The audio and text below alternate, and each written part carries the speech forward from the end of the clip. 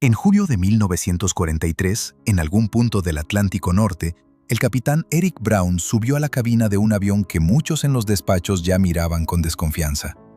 Brown no era un piloto cualquiera. Era uno de los hombres con más experiencia de toda la aviación naval británica. Había volado más tipos de aviones que casi cualquier otro piloto de su época y terminaría acumulando miles de aterrizajes en portaaviones. Si alguien podía detectar una máquina peligrosa en pocos minutos, era él. Y sin embargo, al entrar en la cabina del Fairey Firefly, Brown no encontró el desastre que algunos informes habían descrito. Los instrumentos estaban colocados con lógica. La visibilidad no era perfecta, porque el largo motor delantero obligaba al piloto a sentarse bastante atrás, pero era aceptable. La cabina no se sentía como una trampa estrecha.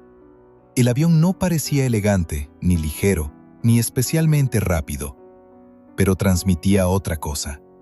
La sensación de que había sido pensado para sobrevivir en el lugar más difícil para un avión de combate, la cubierta de un portaaviones en movimiento. Y ahí empieza la paradoja. El Firefly nunca fue el caza más rápido. Nunca tuvo la fama del Spitfire. Nunca pareció una máquina destinada a convertirse en leyenda. Pero durante más de 2 décadas sirvió en varias marinas.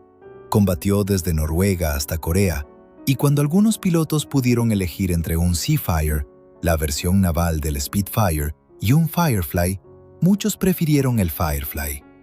No porque fuera más veloz, no porque fuera más bonito, sino porque tenía más posibilidades de traerlos de vuelta.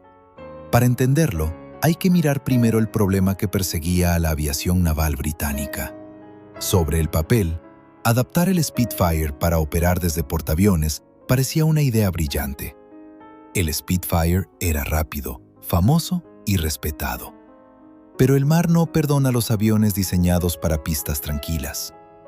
El Seafire heredó muchas virtudes del Spitfire, pero también heredó sus defectos para la vida naval.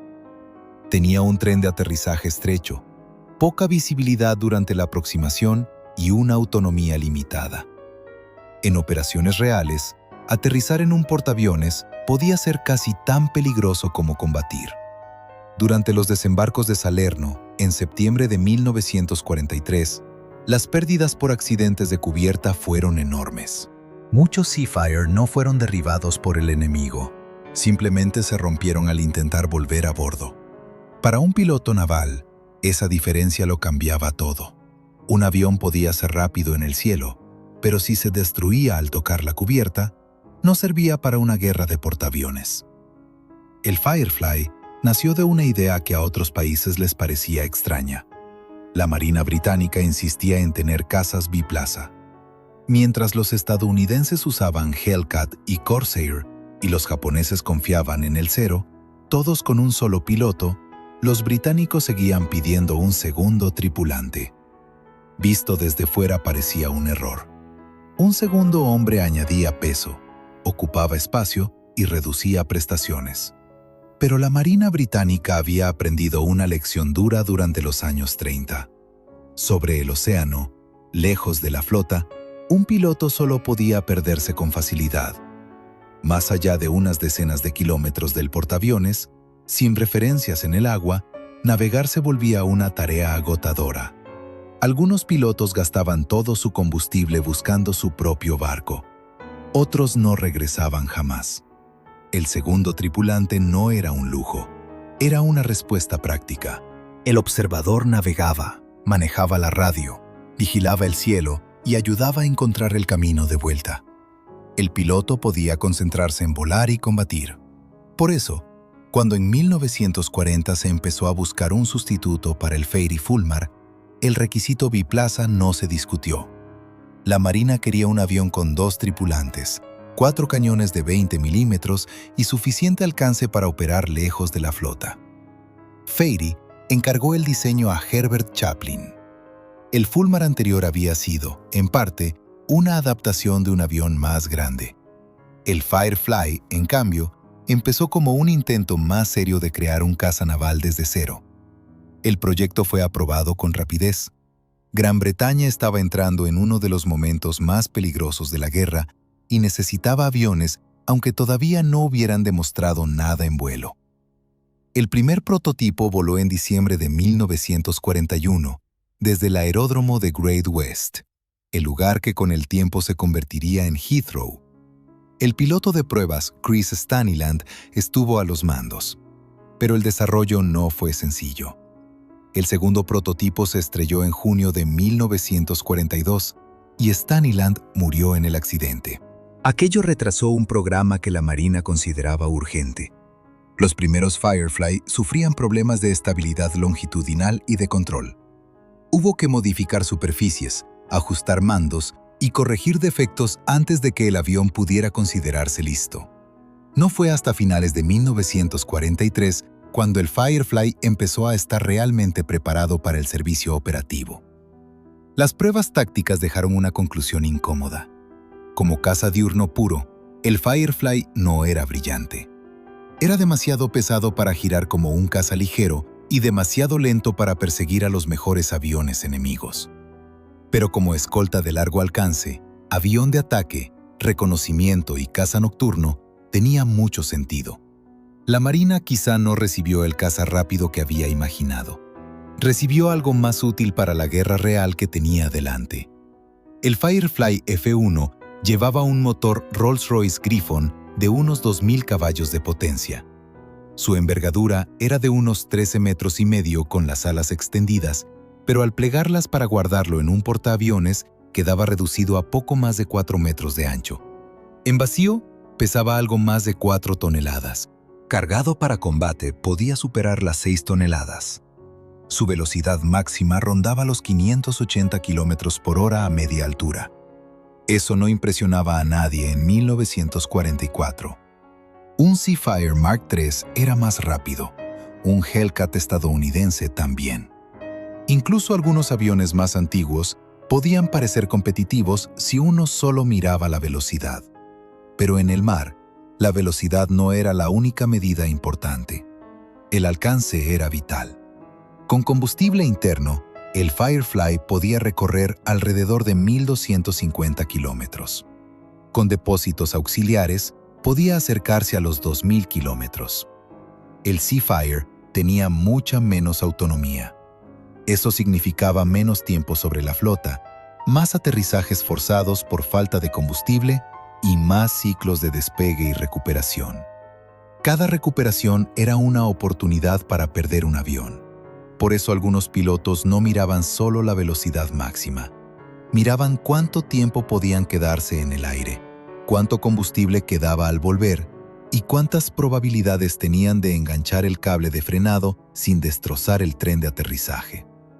El Firefly llevaba 4 cañones Hispano de 20 milímetros. También podía cargar bombas, cohetes y, en versiones posteriores, radar para reconocimiento o combate nocturno. Era una plataforma flexible. No destacaba en una sola cosa como un pura sangre, pero podía hacer muchas tareas con una fiabilidad que en la guerra naval valía oro. Su característica más especial estaba en las alas. Los flaps Youngman. Eran unos flaps grandes, montados bajo el ala, que podían desplegarse en varias posiciones. Cuando estaban recogidos, quedaban limpios y no generaban casi resistencia. Pero al bajarlos, aumentaban enormemente la sustentación. En ciertas configuraciones, el Firefly parecía transformarse en un avión distinto, capaz de volar y girar a baja velocidad con una seguridad sorprendente para una máquina tan pesada. Pilotos que lo probaron afirmaron que, con los flaps desplegados en la posición adecuada, el Firefly podía girar dentro de aviones japoneses capturados que, en teoría, deberían haberlo superado con facilidad. No era magia. Era aerodinámica pensada para el mundo real. Baja velocidad, aproximaciones complicadas, maniobras cerca del agua y aterrizajes en cubierta. El primer escuadrón operativo importante fue el 1770 de la aviación naval, formado en Yeovilton en septiembre de 1943. En 1944 embarcó en el portaaviones Indefatigable. Su debut en combate llegó en julio de 1944 durante la Operación Mascot. El objetivo era el acorazado alemán Tirpitz, escondido en un fiordo noruego. Los Firefly abrieron el ataque, descendiendo para ametrallar posiciones antiaéreas con sus cañones, mientras los bombarderos Barracuda intentaban aproximarse. El humo alemán arruinó el bombardeo principal, pero los Firefly demostraron algo importante. Podían entrar primero, atacar defensas y salir sin sufrir pérdidas. Si te gustan estas historias de aviones que no parecían destinados a destacar, pero terminaron siendo mucho más importantes de lo que parecía, suscríbete al canal. Así ayudas a que sigamos trayendo más relatos de aviación militar con calma, detalle y sin vender humo. En agosto de 1944, durante la operación Goodwood, los Firefly volvieron sobre el Tirpitz. En una de las misiones, las nubes obligaron a otros aviones a retirarse, pero un grupo de Firefly continuó. Atacaron posiciones alemanas y causaron daños menores a la dotación del acorazado. No hundieron el barco, pero mostraron que el Firefly podía seguir trabajando incluso cuando las condiciones no eran ideales. La primera pérdida en combate llegó pocos días después, durante un ataque a baja altura contra posiciones antiaéreas. El avión fue alcanzado y sus 2 tripulantes murieron. El Firefly era resistente, pero no invulnerable. Atacar defensas desde baja cota siempre era una tarea peligrosa. A comienzos de 1945, el Firefly se trasladó al Teatro del Pacífico. Allí encontró una guerra distinta. Largas distancias, calor, portaaviones operando lejos de sus bases y ataques japoneses cada vez más desesperados. Su primera victoria aérea llegó durante una operación contra refinerías en Sumatra. Un Firefly derribó un Ki-43 Oscar japonés. Otros pilotos compartieron victorias en combates posteriores. Navy afirmaba que el Firefly fuera un gran caza de superioridad aérea, pero podía defenderse, especialmente si sus tripulaciones sabían usar sus puntos fuertes. Las operaciones Meridian, en enero de 1945, fueron una prueba dura. Los ataques contra las refinerías de Palembang implicaban vuelos largos y coordinación complicada. En algunos momentos, los Firefly tuvieron que actuar como cazas en combates contra aviones japoneses. Reclamaron varias victorias y destruyeron globos defensivos que protegían las instalaciones. El precio también fue real. Algunos tripulantes no regresaron. Uno de los episodios más recordados ocurrió en abril de 1945, durante ataques cerca de Formosa. Un observador de Firefly detectó 5 bombarderos japoneses Ki-51 Sonia que se dirigían hacia la flota. Eran aviones suicidas. Los Firefly interceptaron la formación a baja altura. En pocos minutos destruyeron 4 de los 5 atacantes. Fue una demostración perfecta de por qué el segundo tripulante importaba. El observador vio la amenaza, la identificó y permitió que el piloto reaccionara a tiempo. En el océano, segundos así podían salvar un portaaviones. En julio de 1945, Firefly de la Marina Británica atacaron aeródromos cerca de Tokio. Se convirtieron en alguno de los primeros aviones de la aviación naval británica en operar sobre el territorio metropolitano japonés. En agosto, participaron en las últimas salidas de combate británicas de la Segunda Guerra Mundial. Después de la rendición japonesa, los Firefly no desaparecieron. Fueron usados para localizar campos de prisioneros y lanzar suministros de la Cruz Roja. Era una misión muy distinta a la de atacar antiaéreos o interceptar aviones, pero otra vez demostraba la misma cualidad: utilidad. Y esa utilidad se hizo todavía más clara en Corea. Cuando estalló la Guerra de Corea en 1950, el Firefly ya no podía llamarse moderno. Nadie lo veía como un caza frente a reactores, pero como avión de ataque y reconocimiento seguía siendo valioso. Operó desde portaaviones británicos y australianos, atacando puentes, vías férreas, túneles, edificios de suministros y concentraciones de tropas. Las jornadas eran intensas. Algunos aviones volaban varias misiones al día, Su carga habitual combinaba los 4 cañones de 20 milímetros con bombas o cohetes. No era un avión espectacular para titulares, pero para una fuerza naval que necesitaba golpear objetivos en tierra una y otra vez, funcionaba. El portaaviones Theseus acumuló miles de salidas operativas con su grupo aéreo. El Ocean hizo lo mismo más tarde. Y el Sydney, de la Marina Real Australiana, tuvo una de las campañas más notables del Firefly. Durante su despliegue, sus aviones volaron a un ritmo altísimo, apoyaron operaciones terrestres y dirigieron fuego naval contra objetivos enemigos. Un episodio resume bien el carácter del avión. En octubre de 1951, un Firefly australiano fue alcanzado detrás de las líneas enemigas y tuvo que aterrizar en un arrozal helado. El piloto y el observador sobrevivieron, resistieron hasta la llegada de un helicóptero de rescate y fueron evacuados al caer la tarde. En otra máquina, quizá no habrían tenido esa oportunidad. Durante todo el despliegue australiano, muchos Firefly fueron alcanzados por fuego enemigo y varios se perdieron. Pero sus tripulaciones demostraron una tasa de supervivencia extraordinaria. La robustez del avión, su comportamiento a baja velocidad y su capacidad para soportar castigo seguían marcando la diferencia. La comparación con el Seafire vuelve una y otra vez porque explica mejor que cualquier cifra por qué el Firefly fue querido por sus pilotos. El Seafire era más rápido, era más ligero. Venía de una familia legendaria.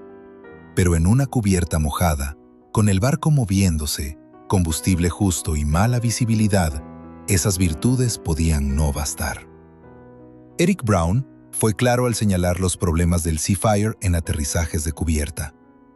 La visibilidad de aproximación era pobre, el control de velocidad era delicado y el tren de aterrizaje no estaba hecho para absorber impactos verticales duros. En campañas como Sicilia y Salerno, las pérdidas por accidentes de cubierta fueron devastadoras. El Firefly, en cambio, estaba construido alrededor de las necesidades de la aviación naval. Tren de aterrizaje más ancho, mejor comportamiento a baja velocidad, mayor autonomía, un observador para navegar y detectar amenazas, alas plegables, capacidad para llevar armas variadas. No era un avión que brillara en una carrera, era un avión que resolvía problemas. Y eso explica su larga vida. Canadá lo operó en sus portaaviones después de la guerra. Australia compró más de un centenar. Los Países Bajos también lo usaron, incluso en operaciones en las Indias Orientales neerlandesas y más tarde en Nueva Guinea. En total, se construyeron más de 1.700 Firefly en distintas versiones. La familia evolucionó mucho. El F-1 fue el caza original de guerra. Las versiones FR añadieron capacidad de reconocimiento. Las NF fueron cazas nocturnos. Versiones posteriores recibieron motores más potentes, hélices de 4 palas, radiadores rediseñados y equipos antisubmarinos. Algunas abandonaron casi por completo la idea de caza para convertirse en plataformas de patrulla y ataque. Esa evolución dice mucho. El Firefly sobrevivió porque no estaba atado a una sola misión. Podía cambiar con las necesidades de la flota. También conviene desmontar un mito frecuente. A veces se dice que un Firefly derribó un MiG-15 en Corea. No hay confirmación sólida de ese derribo. El famoso combate de un avión de hélice contra un reactor en Corea corresponde a los Sea Fury, no a los Firefly. Los Firefly fueron atacados por reactores y algunos se perdieron. Pero su reputación no necesita una victoria inventada. Su verdadera historia ya es suficiente. El Firefly no fue grande porque dominara el cielo. Fue grande porque cumplió misiones que otros aviones no podían cumplir con la misma seguridad. Podía despegar desde una cubierta pequeña, volar lejos sobre el mar, encontrar el objetivo, atacar, volver y aterrizar sin convertir cada recuperación en una ruleta. Su segundo tripulante no era una debilidad, era una herramienta. Sus flaps no eran un detalle técnico menor, eran la razón por la que un avión pesado podía comportarse con sorprendente docilidad a baja velocidad. Su alcance no era una cifra en una tabla, era tiempo vivo sobre el océano. Y su tren de aterrizaje no era una pieza aburrida de ingeniería. Era para muchos pilotos la diferencia entre terminar la misión o terminar como otro montón de metal roto en la cubierta. El Firefly nunca tuvo la belleza inmediata del Spitfire ni la fama de los cazas estadounidenses del Pacífico. Pero en la guerra real, especialmente en la guerra naval, la belleza no siempre salva vidas. La utilidad sí. Desde los fiordos de Noruega hasta los arrozales de Corea, el avión que algunos juzgaron demasiado pesado y poco prometedor terminó demostrando algo simple. No siempre gana la máquina más rápida. A veces gana la que entiende mejor el trabajo que tiene que hacer. Y el Fairey Firefly entendía muy bien su trabajo.